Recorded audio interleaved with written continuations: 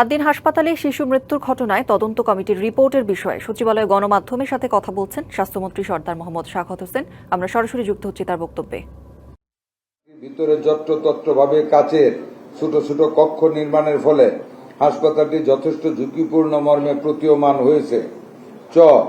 তদন্ত কমিটি মনে করে ভবিষ্যতে বেসরকারি হাসপাতালের নতুন লাইসেন্স প্রদানের ক্ষেত্রে সংশ্লিষ্ট হাসপাতাল পরিচালনায় ব্যবহৃত ভবন পরিদর্শন পূর্বক পরিবেশ অধিদপ্তরের পূর্বানুমতি গ্রহণ বাধ্যতামূলক হিসেবে শর্তারোপ করা প্রয়োজন।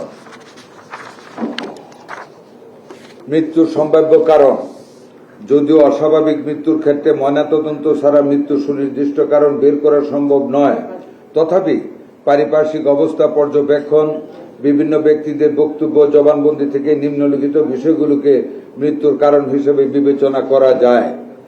ছোট বদ্ধ কক্ষে অতিরিক্ত মানুষের উপস্থিতি, দীর্ঘক্ষণ এসি বন্ধ থাকা এবং বিকল্প কোনো ভেন্টিলেশনের ব্যবস্থা না থাকায় বাতাসে অক্সিজেনের পরিমাণ কমে যাওয়া এবং কার্বন ডাই অক্সাইডের পরিমাণ বেড়ে যাওয়া, যা নবজাতক শিশুর দীর্ঘ সময় টিকে থাকার পক্ষে অসম্ভব হয়ে পড়েছিল।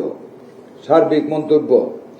সরেজমিনে ঘটনাস্থল পরিদর্শন, ভিকটিমের পরিবারবর্গের বক্তব্য, জবানবন্দি, হাসপাতালের চিকিৎসক, নার্স ও স্টাফদের বক্তব্য ইত্যাদি পর্যালোচনা ও পারিপার্শ্বিক সার্বিক অবস্থা বিবেচনায় তদন্ত কমিটি সর্বসম্মতিক্রমে এই সিদ্ধান্তে উপনীত হয়েছে যে মগবাজারস্থ আদ্দিন মেডিকেল কলেজ ও হাসপাতালে গত 27/5/2026 তারিখে ভোর রাত আনুমানিক 5টা হতে সকাল 9টার মধ্যে 6 জন নবজাতকের আকস্মিক মর্মান্তিক মৃত্যুর ঘটনায় উক্ত হাসপাতালে বর্ণিত সময় দায়িত্বরত চিকিৎসক না থাকা ও নার্স স্টাফ এবং সর্বোপরি হাসপাতাল কর্তৃপক্ষের দায়িত্বের অবহেলাজনিত বিষয়টি স্পষ্টভাবে প্রমাণিত হয়েছে।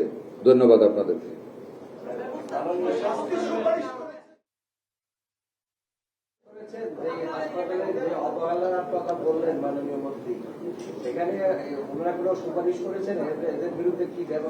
তদন্ত কমিটি তাদের প্রতিবেদন দিয়েছে, আপনাদের সামনে পড়ে শোনানো হয়েছে। এখন আমরা কর্তৃপক্ষ এই প্রতিবেদন নিয়ে বসে বিদ্যমান আইনে যেই শাস্তি দেওয়া যায় আমরা সেটাই করব ইনশাআল্লাহ। নগদ নিয়ে এলো হার নামানা হার অফার। সর্বনিম্ন 10,000 টাকা রেমিটেন্স নগদে পাঠালে থাকছে স্বর্ণের হার জেতার সুযোগ।